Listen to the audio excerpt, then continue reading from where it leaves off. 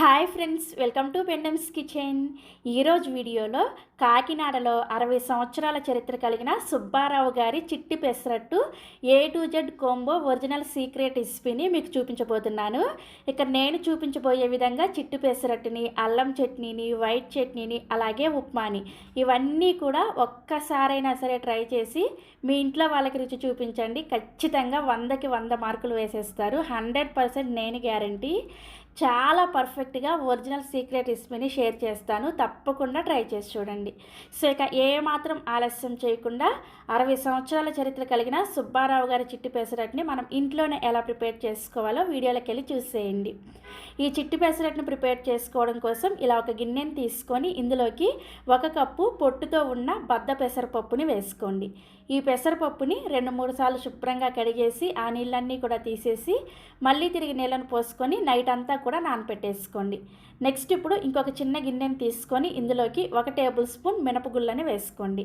అలాగే 1.5 టేబుల్ స్పూన్ల దోసల బియ్యాన్ని కానీ రేషన్ బియ్యాన్ని కానీ వేసేసుకొని 2-3 సార్లు శుభ్రంగా కడిగేసి వీటిని కూడా నైట్ అంతా సపరేట్గా నానపెట్టేసుకోండి. ఈ మినప్పిండి కంపల్సరీ కొంచెం వేస్తారనమాట. దీనివల్లే దోశ గుల్లగా వస్తుంది. అందుకని సపరేట్గా ఖచ్చితంగా ఇలా బియ్యం మినపప్పుని నానపెట్టుకోండి. సో ఇవి నానేలోపు నేను మీకు చిట్టి పెసరట్లో వేసే అసలైన సీక్రెట్ ధనియాల కారం రెసిపీ చూపిస్తాను. దీనికోసం స్టవ్ ఆన్ చేసి ఇలా ఒక ప్యాన్ పెట్టుకొని ఇందులోకి 1 టీ స్పూన్ దాకా నూనెను వేసుకొని వేడి చేసుకోండి. నూనె వేడైన తర్వాత 2 టేబుల్ స్పూన్ల పచ్చిశనగపప్పుని, 1 టేబుల్ స్పూన్ పొట్టుతో ఉన్న మినపగుళ్ళని వేసుకోవాలి. నెక్స్ట్ ఇందులోనే చిటికెడు మెంతులను కూడా వేసుకోండి. మెంతుల్ని మరీ ఎక్కువగా వేసుకోవద్దు. మనకి ఈ ధనియాల కారం టేస్ట్ అనేది చేంజ్ అయిపోతుంది అనమాట. జస్ట్ కొంచెం వేసుకుంటే సరిపోతుంది.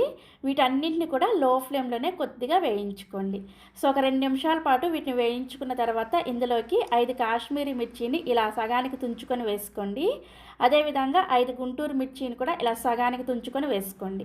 ఎండుమిర్చిని డైరెక్ట్గా వేసేసారంటే లోపల ఉన్న గింజలు అనేవి సరిగా వేగవన్నమాట. అందుకని ఇలా తుంచుకొని వేసుకోవాలి. మీ దగ్గర ఒకవేళ కాశ్మీరీ మిర్చి అవైలబుల్గా లేకపోతే మొత్తం అంతా కూడా గుంటూరు మిర్చినే వేసేసుకోవచ్చు. నెక్స్ట్ ఇప్పుడు 2 రెమ్మల కరివేపాకుని, అలాగే 1 కప్పు ధనియాలు, 1 టీ స్పూన్ జీలకర్రను కూడా వేసేసుకొని లో ఫ్లేమ్లోనే ఈ ధనియాలు జీలకర్ర చక్కగా వేగి మంచి సువాసన వచ్చేంత వరకు కలుపుకుంటూ వేయించుకోండి. ధనియాలు అస్సలు మాడకూడదు. మాడిని అంటే ఈ ధనియాల కారం టేస్ట్ అంతా చేంజ్ అయిపోతుంది. అందుకని లో ఫ్లేమ్లోనే దగ్గరే ఉండి వేయించుకోండి. సో ధనియాలు ఇలా చక్కగా వేగిన తర్వాత ఇందులోకి ఉసిరికాయ సైజ్ అంత చింతపండుని ఇలా విడివిడిగా చేసి వేసుకోండి. ఈ చింతపండుని కూడా జస్ట్ ఒక 30 సెకండ్ల పాటు వేయించుకోండి. అంతకన్నా ఎక్కువసేపు వేయించాల్సిన అవసరం ఏమీ లేదు. చివరిగా ఇందులోకి 1/2 టీ స్పూన్ దాకా ఇంగువ, అలాగే 8 నుంచి 10 వరకు వెల్లుల్లి రెబ్బల్ని పొట్టుతో సహా వేసేసుకొని ఒకసారి కలిపేసి స్టవ్ ఆఫ్ చేసేసి ఈ మిశ్రమం మొత్తాన్ని కూడా పూర్తిగా చల్లారనివ్వండి. ఈ దినుసులు వేయించిన ప్యాన్ని నేను ఇండస్ వ్యాలీ నుంచి తీసుకున్నాను. చూసారా, ఇదే ఆ ఫ్రై ప్యాన్ అనమాట. ఇండస్ వ్యాలీ ప్రొడక్ట్స్ అన్నీ కూడా నెంబర్ 1 క్వాలిటీగా ఉంటాయి. దీంతో పాటుగా నేను tri-ply stainless steel deep fry pan కూడా తీసుకున్నాను. ఇది కూడా చాలా చాలా బాగుంది. చాలా నచ్చింది నాకు. ఆల్రెడీ నేను దీన్ని ఆనియన్ బోండా వేసేటప్పుడు యూస్ చేసి మీకు చూపించాను కదా.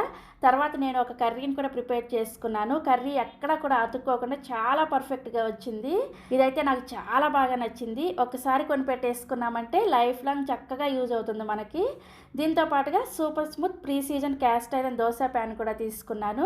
ఇప్పుడు ఈ చిట్టి పెసరట్టుని ఈ ప్యాన్ మీద వేయబోతున్నాను అనమాట. ఇక్కడ నేను చూపించిన కుక్వేర్లో మీకు ఏదైనా నచ్చి కొనాలి అనుకుంటే డిస్క్రిప్షన్లో వీటి డీటెయిల్స్ అన్నీ కూడా ఇస్తాను. ఒకసారి చెక్ చేయండి. అలాగే ఇండస్ వ్యాలీలో మీరు ఏ ప్రోడక్ట్ కొనాలనుకున్నా కానీ మన ఛానల్ తరపున మన కూపన్ కోడ్ YAMUNA యమున అనే కూపన్ కోడ్ కనుక యూజ్ చేశారనుకోండి, మీకు వెబ్సైట్ వాళ్ళు ఇచ్చే ఆఫర్తో పాటుగా మీకు ఎక్స్ట్రాగా 12% డిస్కౌంట్ కూడా వస్తుంది అనమాట కూపన్ కోడ్ యూజ్ చేశారంటే. ఈ దినుసులన్నీ కూడా పూర్తిగా చల్లారిన తర్వాత మిక్సీ జార్లోకి వేసుకొని రుచికి సరిపడా ఉప్పును కూడా వేసేసుకొని లైట్గా బరకగా ఉండేటట్లుగా గ్రైండ్ చేసుకోండి. మరియు పప్పులుగా కాకుండా సో చూసారా, ఇలా కొంచెం పలుగ్గా ఉండేటట్లుగా గ్రైండ్ చేసేసుకొని ఈ ధనియాల కారం పూర్తిగా చల్లారిన తర్వాత ఏదైనా ఎయిర్ టైట్ కంటైనర్లో పెట్టుకొని స్టోర్ చేసుకున్నారంటే మీకు 3 నెలల పాటు చక్కగా ఇది నిల్వ ఉంటుందన్నమాట. పూర్తిగా చల్లారిన తర్వాత మాత్రమే స్టోర్ చేసుకోవాలి. మనం మిక్సీ వేసుకున్నప్పుడు కొంచెం వేడవుతుంది కదా, ఆ వేడంతా కూడా పూర్తిగా తగ్గిన తర్వాత స్టోర్ చేసుకోండి.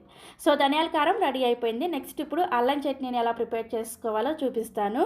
ఇదైతే ఈ హోటల్లో చేసే అల్లం చట్నీ చాలా టేస్టీగా ఉంటుంది. చాలా సింపుల్గా చేసేస్తారు. ఈ అల్లం చట్నీని ప్రిపేర్ చేసుకోవడం కోసం స్టవ్ మీద ప్యాన్ పెట్టుకొని 1 టేబుల్ స్పూన్ దాకా నూనె వేసుకొని వేడి చేసుకోండి. నూనె వేడైన తర్వాత 1 కప్పు ఇలా ముక్కలుగా కట్ చేసుకున్న అల్లాన్ని వేసుకోండి. ఇక్కడ మీరు తీసుకునే ఇంగ్రీడియంట్స్ని 1 కప్పుతో కానీ 1 గ్లాస్తో కానీ కొలుచుకొని తీసుకోండి. అప్పుడే మీకు అల్లం చట్నీ అనేది పర్ఫెక్ట్ టేస్ట్గా వస్తుంది అనమాట. నేనైతే ఇలా చిన్న కప్పుతో తీసుకున్నాను. ఈ అల్లాన్ని జస్ట్ 1-2 నిమిషాల పాటు మాత్రమే లో ఫ్లేమ్లోనే కలుపుకుంటూ వేయించుకోండి. అల్లాన్ని మరీ ఎక్కువగా వేయించకూడదు. జస్ట్ మనకు కొంచెం పచ్చివాసన పోయేంత వరకు వేయించుకుంటే సరిపోతుంది. సో 1-2 నిమిషాల పాటు అల్లం వేగిన తర్వాత 5-6 వరకు ఎండుమిర్చిని, అలాగే 1 టీ స్పూన్ దాకా జీలకర్రను కూడా వేసేసుకొని ఎండుమిర్చి కూడా వేగేంత వరకు లో ఫ్లేమ్లోనే వేయించుకోండి. సో ఇలా వేయించుకున్న తర్వాత స్టవ్ ఆఫ్ చేసేసి ఈ మిశ్రమాన్ని కూడా పూర్తిగా చల్లారనివ్వండి. మనం వేయించుకున్న ఈ అల్లం మిశ్రమం పూర్తిగా చల్లారిన తర్వాత మిక్సీ జార్లోకి వేసేసుకొని సేమ్ ఇందాక మీరు ఏ కప్పుతో అయితే అల్లాన్ని కొలుచుకొని తీసుకున్నారో అదే కప్పుతోటి 1 కప్పు తురుముకున్న బెల్లాన్ని వేసుకోండి. ఈ టిఫిన్ సెంటర్లో అయితే ఈ బెల్లానికి బదులుగా షుగర్ వేస్తారనమాట. నేనైతే బెల్లాన్ని వేసుకుంటున్నాను. మీరు కావాలంటే షుగర్ వేసుకొని కూడా ప్రిపేర్ చేసుకోవచ్చు. నెక్స్ట్ సేమ్ కప్పుతోటి నానబెట్టుకున్న చింతపండుని వేసుకోండి. అలాగే రుచికి సరిపడా ఉప్పును కూడా వేసేసుకొని బాగా మెత్తగా గ్రైండ్ చేసుకోండి. అవసరమైతే కొంచెం నీళ్ళని వేసుకొని ఈ చట్నీని ఇలా బాగా మెత్తగా గ్రైండ్ చేసుకోవాలి. ఇలా గ్రైండ్ చేసుకున్న చట్నీని గిన్నెలోకి తీసేసుకోండి. ఇక ఈ చట్నీకి స్పెషల్గా పోపును కానీ ఏమి వేయరనమాట. ఇలా ప్లెయిన్గానే వడ్డిస్తారు. చాలా చాలా టేస్టీగా ఉంటుంది. ఈ అల్లం చట్నీలో అయితే ధనియాలు, పచ్చిశనగపప్పు ఇవేమి వేయరనమాట. ఇలా చాలా సింపుల్ ఇంగ్రీడియంట్స్తో ప్రిపేర్ చేస్తారు. తప్పకుండా ట్రై చేయండి. నెక్స్ట్ ఇప్పుడు వైట్ చట్నీని ఎలా ప్రిపేర్ చేస్తారో చూపిస్తాను. ఈ వైట్ చట్నీని ప్రిపేర్ చేసుకోవడం కోసం ప్యాన్లోకి 1 కప్పు పల్లీలను వేసుకొని వీటిని లో టు మీడియం ఫ్లేమ్లోనే కలుపుకుంటూ మంచి రంగు వచ్చేంత వరకు వేయించుకోండి. సో పల్లీలు చూసారా, ఇలా చక్కగా వేగిన తర్వాత ఒక ప్లేట్లోకి వేసేసుకొని పూర్తిగా చల్లారనివ్వండి. నెక్స్ట్ ఇప్పుడు సేమ్ ప్యాన్లోకి 1 టీ స్పూన్ దాకా నూనె వేసుకొని నూనె వేడైన తర్వాత 3-4 వరకు పచ్చిమిర్చిని వేసుకోండి. పచ్చిమిర్చిని మీరు తినే కారానికి తగ్గట్టుగా చూసుకొని వేసుకోండి. ఈ పచ్చిమిర్చి కొంచెం తెల్లగా వచ్చేంత వరకు లో ఫ్లేమ్లోనే కలుపుకుంటూ వేయించుకోండి. సో పచ్చిమిర్చి చూసారా, ఇలా వేగిన తర్వాత స్టవ్ ఆఫ్ చేసేసి రెడీగా పక్కన పెట్టేసుకోండి. నెక్స్ట్ ఇప్పుడు మనం వేయించుకున్న పల్లీలు పూర్తిగా చల్లారిన తర్వాత మీరు కావాలంటే ఈ పల్లీల పైన పొట్టు తీసుకోవచ్చు, లేదంటే డైరెక్ట్గా పొట్టుతో సహా కూడా గ్రైండ్ చేసుకోవచ్చు. ఈ టిఫిన్ సెంటర్లో అయితే సగం పల్లీలు పొట్టు తీస్తారు, మిగిలిన సగాన్ని ఇలానే ఉంచేస్తారనమాట. సో ఈ విధంగా సగం పల్లీలకు పొట్టు తీసేసుకొని వీటిని మిక్సీ జార్లోకి వేసేసుకొని నెక్స్ట్ ఇప్పుడు సేమ్ కప్పుతోటి 1 కప్పు పుట్నాల పప్పుని వేసుకోండి. మీరు పల్లీలు ఏ కప్పుతో తీసుకుంటారో అదే కప్పుతోటి 1 కప్పు పుట్నాల పప్పుని వేసుకోవాలి. అలాగే మనం వేయించుకున్న ఈ పచ్చిమిర్చిని, రుచికి సరిపడా ఉప్పును కూడా వేసేసుకొని ఫస్ట్ నీళ్ళేమీ వేసుకోకుండా చట్నీని పౌడర్ లాగా గ్రైండ్ చేసుకోవాలి. చూసారా, ఇలా పౌడర్ లాగా గ్రైండ్ చేసుకున్న తర్వాత ఇప్పుడు చట్నీని గ్రైండ్ చేసుకోవడం కోసం అవసరమైన నీళ్ళని కొద్దిగా వేసుకుంటూ చట్నీని బాగా మెత్తగా గ్రైండ్ చేసుకోండి. ఇలా మెత్తగా గ్రైండ్ చేసుకున్న ఈ చట్నీని ఒక గిన్నెలోకి తీసేసుకొని అవసరమైతే కొద్దిగా నీళ్ళని కూడా వేసేసుకొని చట్నీని కొంచెం పలచగా ఉండేటట్లుగా ప్రిపేర్ చేసుకోండి. ఈ చట్నీకి కూడా తాలింపు అయితే అస్సలు వేయరు, ప్లెయిన్గానే వడ్డిస్తారు. చాలా చాలా టేస్టీగా ఉంటుంది. తప్పకుండా ట్రై చేయండి.